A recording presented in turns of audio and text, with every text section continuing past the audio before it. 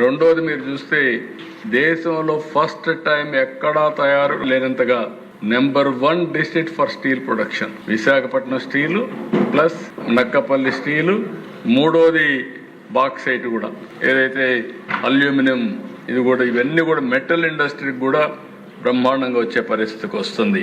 అదే మరిగా దిశ ఇక్కడ pouring growth by leveraging economic corridors and clusters మీద చూసినప్పుడు ఒక పక్కన కొత్తవి వస్తున్నాయి, కొప్పర్తి, కృష్ణపట్నం, ఓరవకల్, ఇంకో పక్కన నక్కపల్లి, ఇవన్నీ కూడా ఇది చేస్తున్నాం.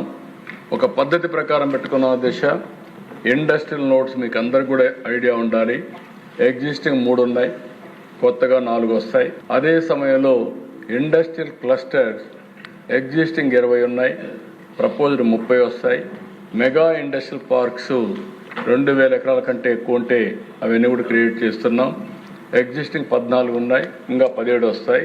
థెమెటిక్ పార్క్స్ ఏవైతే ఉందో electronic manufacturing clusters, drone city, bulk drug park, mega food park, 175 అసెంబ్లీల్లో 175 MSME పార్కులు కూడా వస్తాయి. ప్రతి ఒక్క నియోజకవర్గంలో ఉంటాయి. దాన్ని ఫిలప్ చేసే బాధ్యత 1 ఫ్యామిలీ 1 ఆంటర్‌ప్రెన్యూర్ ప్రమోట్ చేసే బాధ్యత మీదని చెప్పి కూడా మీకు తెలియజేస్తున్నా. ఇంకో పక్కన అధ్యక్ష విశాఖపట్నం ఒక బ్లూ ప్రింట్ ఎకనామిక్ కారిడార్ కింద విశాఖపట్నం శ్రీకాకుళం నుంచి కాకినాడ వరకు ఒక క్లస్టర్గా తీసుకొని తయారు చేశాం. అమరావతి క్లస్టర్గా ఒకటి తయారు చేస్తాం ఎకనామిక్ కారిడార్ కింద. తిరుపతి కింద నెల్లూరు, అక్కడి నుంచి నేరుగా రాయలసీమ మొత్తం కలిసి ఇంకొక ఎకనామిక్ కారిడార్గా తయారవుతుంది.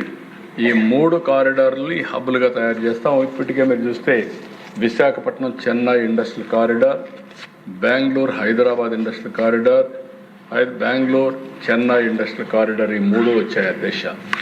ఈ 3 కాకుండా ఈ 3 అప్రోచ్లు పెట్టుకొని మనం ముందుకు పోతామని చెప్పి కూడా నేను మీకు తెలియజేస్తున్నా.